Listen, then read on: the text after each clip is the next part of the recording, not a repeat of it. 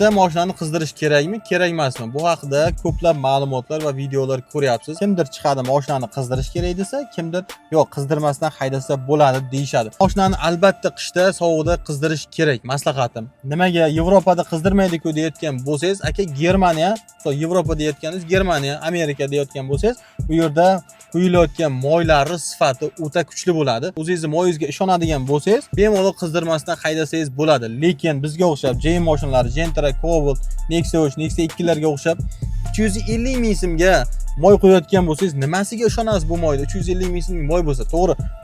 Sisternalarni yog'lab turishga qurbi yetadi, lekin qishda o'zini holatida tura olmaydi. Baribir ma'lum bir miqdorda quyuqlashadi va quyuqlashgandan keyin sisternalarga yetib borishi qiyin bo'ladi ertalab.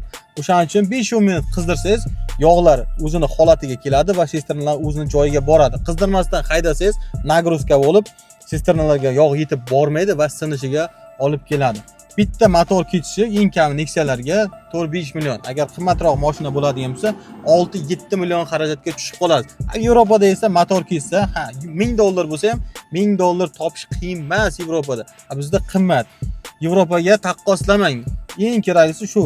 Mashinani ertalab chiqib 5 minut erta chiqing, 5 minut kech boring, mashinani 5 minut qizdirib boravering.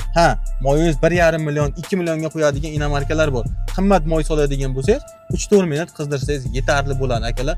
Ma'lumot foydali bo'lgan bo'lsa, videoga like bosib, mashinasi bor tanishlaringizga albatta yuborib qo'ying.